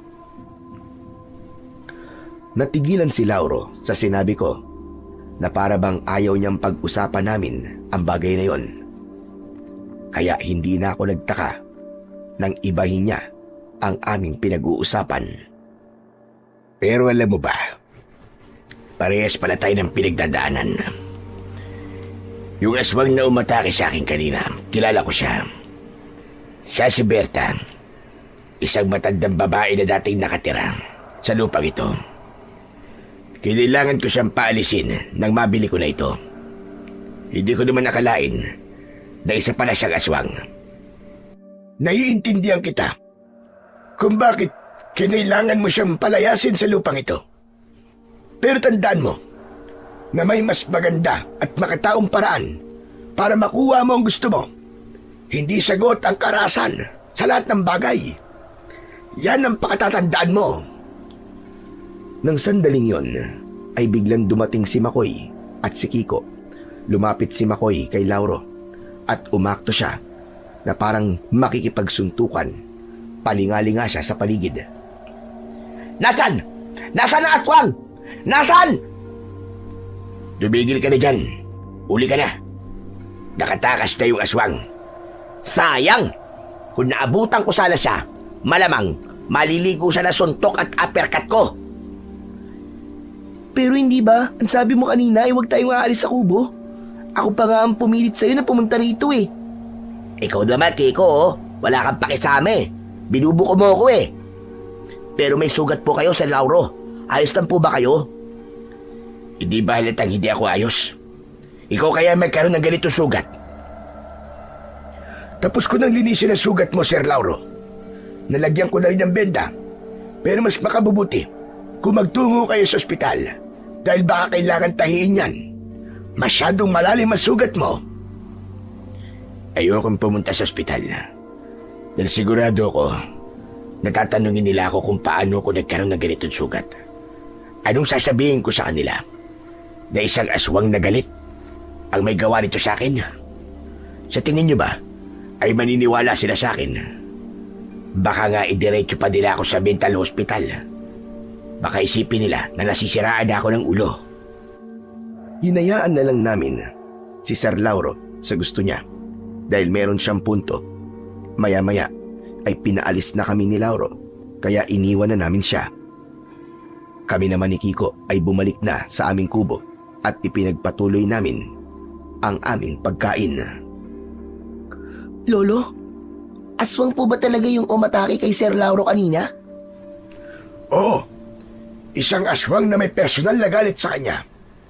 Yung aswang na yung kasi ay dating nakatira sa lupang ito. Tapos nang nabili na ito ni Sir Lauro, ay pinalayas niya yung aswang. Kaya galit na galit ang aswang na yung kay Sir Lauro. Kasi nawalan siya ng tirahan. Hala, hindi pala malayo ang problema ni Sir Lauro sa problema po natin. Kasi kapareho po natin siya na may banta ang buhay dahil sa aswang. Sinabi mo pa. Yan nga rin ang naisip ko kanina. Pero matagal ko nang alam ang tungkol sa bagay na yon. Dahil sinabi na sa akin yun ni Makoy nung nag-iinuman kami. Pero Lolo, hindi po ba? Hindi pa bumabalik ang kapangyarihan ng anting-anting nyo? Bakit po ang lakas po ng loob nyong tulungan po si Sir Lauro? Siyempre kailangan niya ng tulong. Kahit masamang ugali niya, ay karapat dapat pa rin siyang tulungan. Hindi ko na naisip kasi wala akong laban doon sa aswang. Nagpasalamat na lang ako na nagawa ko siyang itaboy. Dahil kung mas pinili ng aswang na labanan ako, ay malaki ang posibilidad na matalo at mamatay ako. Ang tapang niyo po talaga, Lolo. Kaya idol ko po kayo eh. Ay nako, ng bola ka pa talaga. Pero sana ay bumalik na ang kapangyarihan ng anting-anting ko para malabanan ko na maayos yung aswang na gustong patayin si Sir Lauro. Umaasa po ba kayo na magiging mabait na si Sir Lauro kasi tinulungan niyo po siya? Wala akong iniisip na ganyan. Ang gusto ko lang ay maging ligtas siya. Kung bumait siya dahil sa ginawa ko, ay magiging masaya ko. Pero kung hindi siya magbabago, wala na akong magagawa. Alam mo po, ang pagbabago ng isang tao ay hindi dapat sa pilitan. Dapat ay bukal yon sa kanyang puso. Tumangu-tango si Kiko bilang pagsang-ayon sa sinabi ko. Nang natapos na kaming kumain, ay lumabas ako upang orasyonan ang aking anting-anting. Umasa ako na sa pagkakataon na yon ay bumalik na ang kapangyarihan nun dahil malakas ang hinala ko. Nababalik ang aswang na si Berta at hindi siya titigil hanggat hindi niya napapatay si Lauro. Kinabukasan ng umaga ay naging abala na kami ni Kiko sa pagtatrabaho. Nagpasalamat kami dahil tapos na ang parusa ni Lauro sa amin. Makakakain na kami. Maya-maya ay lumapit sa amin si Makoy. Bakit nandito ka? May kailangan ka ba? Wala naman po. Gusto ko lang po makipagchismisan. Kalalaki mong tao. Ang hilig mo sa chismis. Paano? Wala po akong mapagsabihan ng tumatakbo sa utak ko ngayon eh. Alam niyo po ba na narinig ko na nag-uusap ang ilang trabador. Alam po nila na inatake ng aswang kagabi si Sir Lauro. At ang nakakalungkot po ay parang masaya sila sa nangyari. Para bang gusto pa nilang mamatay si Sir Lauro dahil sa aswang mayon. Hindi nga nagkamali si Sir Lauro sa sinabi niya sa akin kagabi. Ang sabi niya sa akin ay baka may mga trabador na nakarinig sa paghingi niya ng tulong pero piniling wag siyang tulungan. Sa totoo lang, abay nakakaawa si Sir Lauro. Kahit hindi maganda ang pakikitungo niya sa atin, ay hindi pa rin niya dapat nararanasan ng ganun. Lalo na't alam natin ang dahilan kung bakit ganun siya makitungo sa ating lahat. Alam mo po ikaw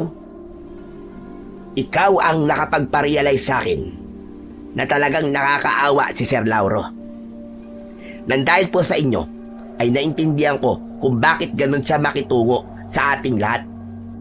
Pero teka, maalala ko lang ha, may nabanggit kayo kagabi ni Kiko na anting-anting eh. Anting po ko niyo po ba ay ang medalyon na nakasabit sa leeg nyo? Oo, tama ka. Ito nga ang anting-anting na narinig mo kagabi. Para saan po yan? At bakit po meron kayo yan? Noon ay isa kong antingero na gumagamit ng anting-anting sa pakikipaglaban sa mga aswang. Matagal na akong huminto sa gawain na yun. At kung kailan wala nang kapangyarihan ng aking anting-anting, ay saka naman ako binalikan ng aswang upang pagigantihan. Wala na kaming nagawa ni Kiko kundi ang umalis sa lugar kung saan kami nakatira. Hanggang sa yon, napadpad na kami sa lugar na ito. Ngayon naintindihan ko na po kung bakit ang lakas ng loob yung tulungan si Sir Lauro kagabi. Napakatapang niyo po pala talaga, Mang Esteban. At mas lalo po akong humanga sa inyo kasi kahit walang kapangyarihan ang anting-anting nyo, ay hindi pa rin kayo nagdalawang isip na tumulong. May pag-asa pa naman bumalik ang kapangyarihan ng aking anting-anting sa pamamagitan ng orasyon. Kaya nga tuwing gabi, bago ko matulog, ay inuorasyonan ko ito.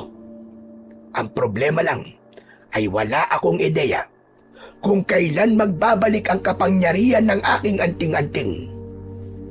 Pero sana, sa lalong madaling panahon, ay mangyari na yon. Dahil nasisiguro ko na babalik ang aswang na si Berta para pagtangkang muli ang buhay ni Sir Lauro. Napahinto ang pag-uusap namin. Nang isang lalaking trabahador ang lumapit, aniya ay pinapatawag daw ako ni Sir Lauro dahil meron siyang sasabihin sa akin.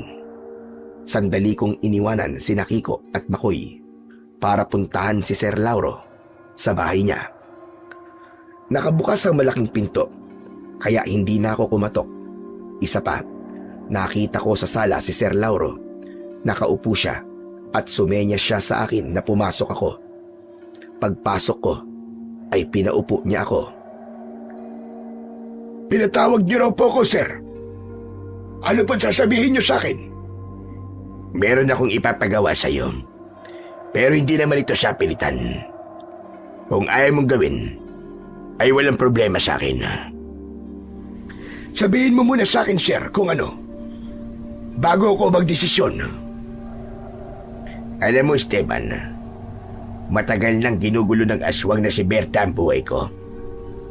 Ilang beses niya nang pinagtangkaan ng buhay ko Kaya humingi ako ng tulong noon sa mga taong may kakayahan at kaalaman pagdating sa pakikipaglaban sa mga aswang.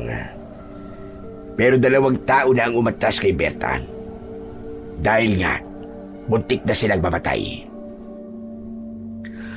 Teka lang, sir. Tama ba ako ng pagkakaintindi sa gusto mong sabihin?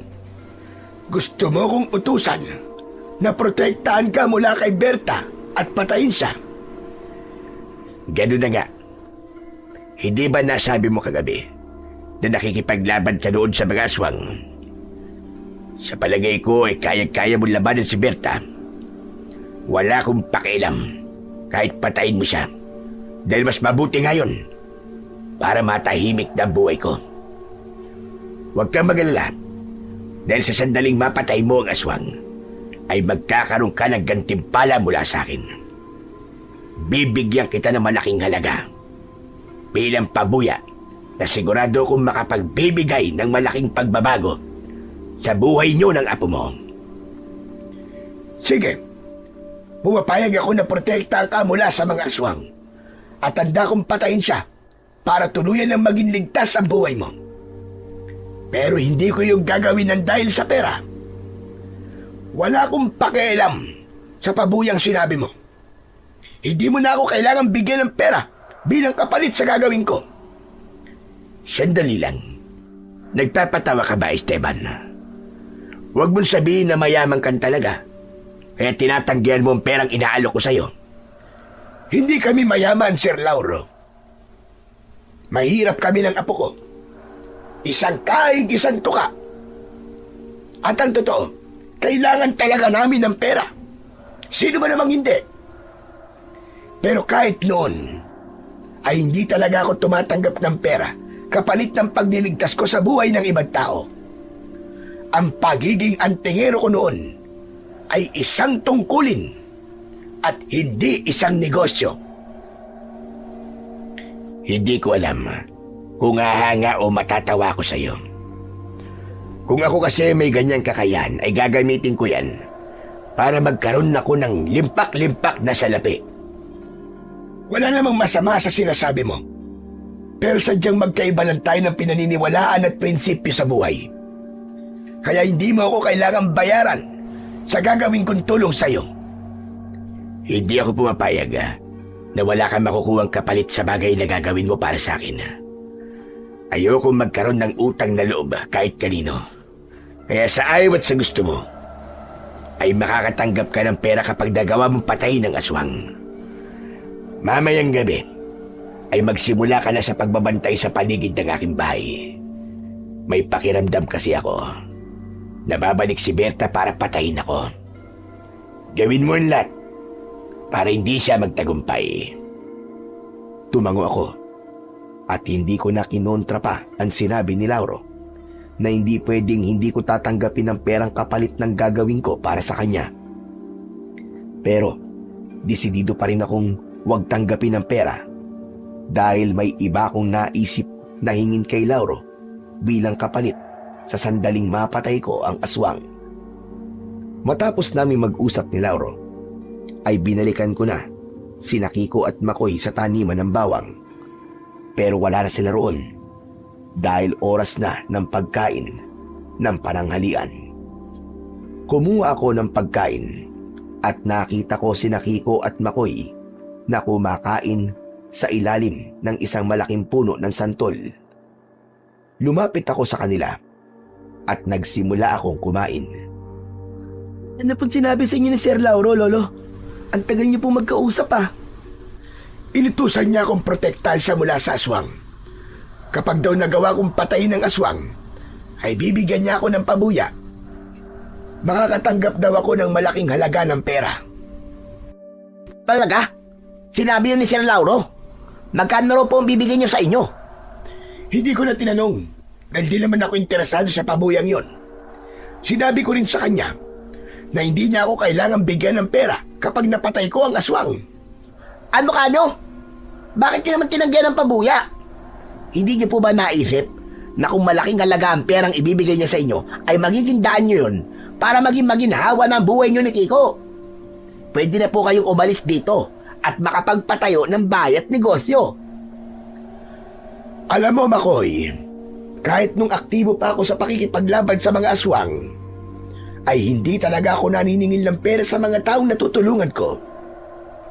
Para sa akin kasi, ay isa yung tungkulin na dapat kong gampanan. Dahil ipinagkatiwala sa akin ng nasa itaas ang ganong kakayahan. Pero huwag kayong mag-alala, kasi meron pa rin akong hihingin na kapalit kay Sir Lauro sa sandaling magtagumpay ako na patayin ng aswang. Anong kapalit naman po ang hihingin mo sa kanya? Sa ngayon ay sa akin muna kung ano man yun. Pero sisiguraduhin ko na lahat tayo ay makikinabang sa kapalit na hihingin ko kay Sir Lauro. Aba. Nakakaintriga naman yung sinasabi mo, Mang Esteban. Bakit kasi ayaw mo pang sabihin sa amin ngayon eh? Mag-iisip pa tuloy ako ng kung ano-ano. Hindi tuloy ako makakatulog sa gabi. Ayoko pang sabihin dahil hindi ako sigurado na mapapatay ko ang aswang, lalo na't wala pa rin kapangyarihan ang aking anting-anting. Ayokong sasabihin ko sa inyo yon, tapos mabibigo naman pala ako sa pinapagawa sa akin ni Sir Lauro. Basta, malalaman nyo rin yon sa oras na mapatay ko na ang aswang. At sigurado ako na lahat kayo ay matutuwa sa kapalit na hihingin ko kay Sir Lauro. Grabe, ang KJ mo naman. Pero ikaw po ang bahala. Kung ayaw nyo sabihin sa amin, ay hindi ko na kayo pipilitin. Basta galingan nyo, Mang Esteban, ha? Naniniwala ko na may kapangyarihan man o wala ang anting-anting nyo, ay kaya-kaya nyong patayin ang aswang na yon. Isang malalim na paghinga ang pinakawalan ko. Sa totoo lang, ay noon lang ako haharap sa isang aswang na walang inaasahan, kundi ang aking sariling lakas at kakayahan. Sanay kasi ako na palagi akong may ginagamit na anting-anting. Ganun pa man, naniniwala ko na hindi ako papabayaan ng Panginoong Diyos dahil alam niya na nasa panig ako ng kabutihan. Simula noon ay gabi-gabi na akong nasa labas ng bahay ni Lauro para magbantay. Isang itak ang palagi kong dala. Pagkakain ng hapunan ay doon na ako dumiretso at umuuwi ako kapag sumisikat na ang araw. Habang si Kiko naman ay nasa kubo namin at sinasamahan siya ni Makoy para meron siyang bantay. Isang gabi, habang nasa likod ako ng bahay ni Lauro, ay bumukas ang pinto sa likod ng bahay. Mula roon ay lumabas si Lauro. Nagsindi siya ng sigarilyo at nagsimula siyang hit-hitin yun. Masama sa kalusugan ng sigarilyo. Kung ako sa iyo ay tigilan mo na yan habang maaga pa. Kahit marami kang pera, ay mahirap pa rin ang magkaroon ng sakit. Huwag kang nakikialam sa ginagawa ko. Isa pa, pampakalma ko ang bagay na to. Kanina pa kasi ako hindi mapakali. Kinakabahan ako na parang merong hindi magandang mangyayari ngayong gabi. Saka napaka-alinsangan ng paligid. Nararamdaman mo rin pala yun. Alam mo ba, na kapag biglang naging maalinsangan ng gabi, ay may posibilidad na may aswang na malapit sa iyo. Kaya nga nilalakasan ko ang pakiramdam ko dahil may hinala ako na nasa kung saan lang si Berta. Ang mabuti pa'y pumasok na ako sa aking bahay. Baka bigla siyang umatake sa akin dito. Mas mabuti pa nga, siguraduhin mo na nakasarado ang bintana at pinto ng kwarto mo. Mabuti't pinaalala mo yan. Naiwan ko kasing bukas ang bintana sa kwarto ko dahil nga sa naiinitan ako. Nagmadaling pumasok si Lauro sa bahay niya, habang ako naman ay ipinagpatuloy ang pagbabantay sa paligid. Malakas talaga ang kutob ko na naroon ng aswang. Kung may kapangyarihan sana akong anting-anting, ay madali kong matutukoy ang kinaroroonan niya. Makalipas ang ilang sandali, ay nagulat ako nang narinig ko ang napakalakas na sigaw ni Lauro mula sa kanyang kwarto. Tinawag niya ako at humingi siya ng tulong. Mabilis akong tumakbo, papasok ng bahay ni Lauro. Dumiretso ako sa kwarto niya sa ikalawang palapag at nagimbal ako nang naabutan ko na sinasakal ng aswang si Lauro habang nakasandal siya sa dingding. Nakabukas ang bintana kaya malinaw na pumasok doon ang aswang. Lumingon sa akin ang aswang habang nanlilisik ang mata dahil sa labis na puot na kanyang nararamdaman. Naisip ko na hindi ako maaaring umatake agad dahil baka kung anong gawin ng aswang kay Lauro, dapat ay maging maingat ako sa magiging hakbang ko. Esteban! Esteban, tulungan mo ako! Berta! Ikaw si Berta, tama ba? Nakikiusap ako sa'yo. Pakawalan mo si Lauro. At bakit ko naman pakakawala na walang yang ito? Hindi mo alam kung anong ginawa ng taong ito sa akin. Nang dahil sa kanya, ay nawalan ako ng tirahan. Napilitan akong magtago dahil marami nang nakakaalam ng pagiging aswang ko. Sinira niya ang buhay ko at tanging kamatayan lamang niya ang makapagpapatahimik sa akin. Alam kong galit ka sa kanya, pero hindi sagot ang kamatayan niya para matahimik ka. Hayaan mong ang Diyos ang magparusa kay Lauro. Magpakalayo-layo ka na at huwag ka nang bumalik dito kahit kailan. Nagpapatawa ka ba? Wala akong kinikilalang Diyos at hindi mo ako mapipigilan sa gagawin ko. Mabilis na binitiwan ng aswang ang leeg ni Lauro. Nang bumagsak si Lauro sa sahig, ay walang pagdadalawang isip. Nanilaslas ng aswang ang leeg ni Lauro gamit ang matutulis nitong kuko. Tumalsik ang dugo sa kung saan-saan. Agad na sinapo ni Lauro ang kanyang leeg gamit ang kanyang kamay. Pero hindi pa roon natapos ang aswang dahil itinaas niya ang kanyang isang kamay para muling saktan si Lauro. Mabilis na akong tumakbo para iligtas si Lauro. At habang tumatakbo ako, ay hindi ako makapaniwala na naramdaman ko ang bagyang pag-init ng aking anting-anting. Isa yung malinaw na senyales na bumalik na ang taglay nung kapangyarihan.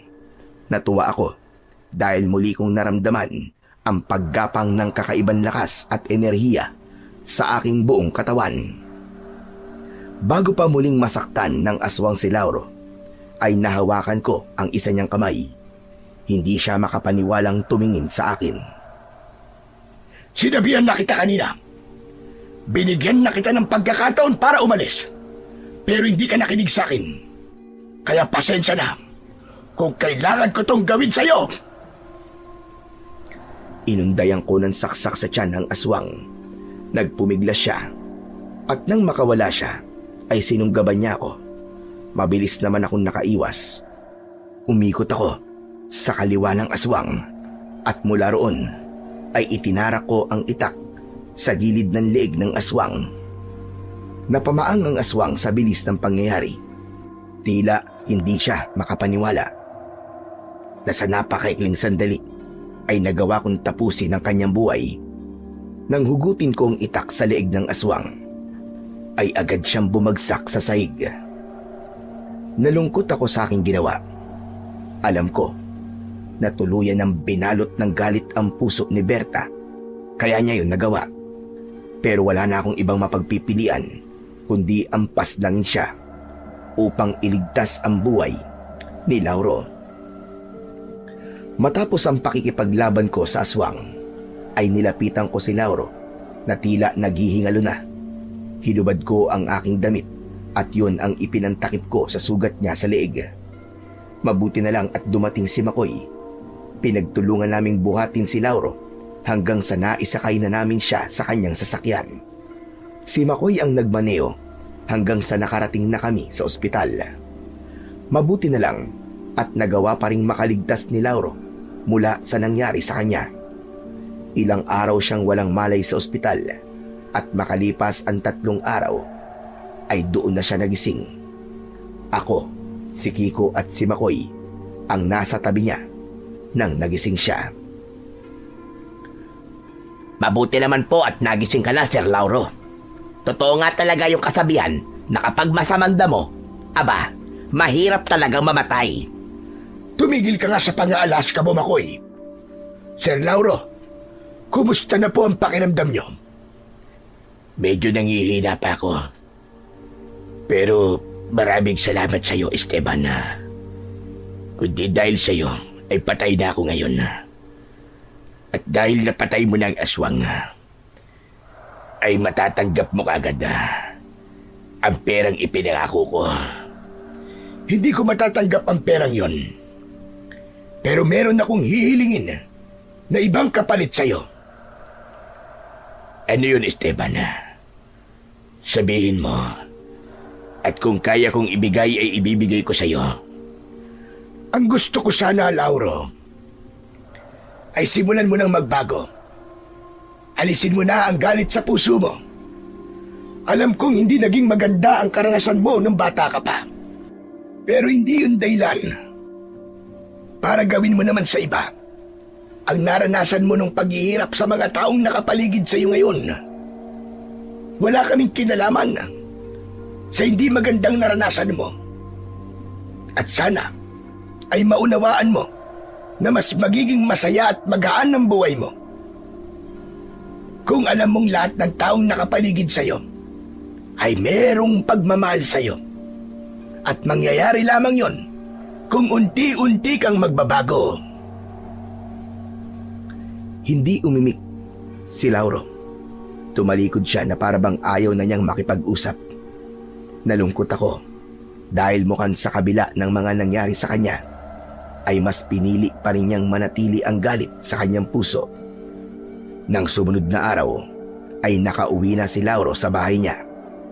Hindi ako makapaniwala na isang umaga ay tinipon niya ang lahat ng trabahador sa taniman sa harap naming lahat. Humingi siya ng tawad at inamin niya ang mga pagkukulang niya at pagkakamali. Nangako siya na simula sa araw na yon ay magiging maayos at patas na ang pakikitungo niya sa bawat isa. Hindi lang yon, basta salita. Dahil tinupad niya ang lahat ng sinabi niya, mas gumaan ang trabaho namin at mas naging maayos ang samahan naming lahat sa taniman ng bawang. Makalipas ang ilang taon, naging kampante na ako dahil hindi na kami ginambala pa ng aswang na nais kaming patay ni Kiko. Tahimik at maayos na ang buhay namin doon. Naging malapit kami kay Lauro at kami na ang ginawa niyang tagapamahala sa taniman ng bawang. At doon ko naisip na tama ang aking paniniwala. Lahat ng tao, kahit yung napakasama ang ugali, ay may nakatagong kabutihan sa puso. Minsan, kailangan lang nilang maranasan ang kabutihan mula sa iba para makita nila na may handang umunawa at magmahal sa kanila. Hanggang dito na lamang po ang aking kwento at sana ay marami po kayong natutunan na magagandang aral. Sa kwentong inyong napakinggan ay pinatutunayan lamang na ang pagbabago ay hindi isang biglaang himala na nangyayari sa isang iglap. Ito ay isang tahimik na paglalakbay ng puso na unti-unting nagigising mula sa dilim patungo sa liwanag. Kahit na ang taong tila nalunod na sa masamang ugali, ay may natatagong kabutihan na naghihintay lamang na muling mabuhay. Sapagkat likas sa bawat nilalang ang kakayahang magbago. May mga pagkakataong ang Panginoon ang kumakatok sa ating konsensya sa pamamagitan ng mga pagsubok. At may mga sandali namang gumagamit siya ng isang tao, isang kaibigan, isang estranghero, o maging isang kaaway upang ipaalala na may mali sa ating tinatahak na landas. Sa mga paalalang yon, unti-unti nating nauunawaan na ang pagbabago ay hindi ipinipilit mula sa labas. Ito ay binubuksan mula sa loob.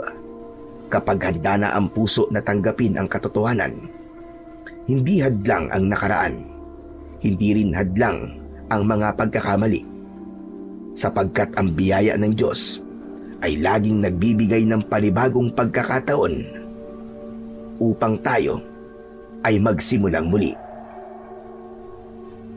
Sabi nga sa 2 Korinto, Kabanata 5, Talata 17, kaya't ang sinuman na nakay Kristo, siya'y bagong nilalang. Ang mga dating bagay ay lumipas na. Narito, sila'y naging bago. Sa huli, ang tunay na pagbabago ay hindi lamang pagtalikod sa mali, kundi pagyakap sa mas mabuting sarili na matagal nang naghihintay na makilala mo.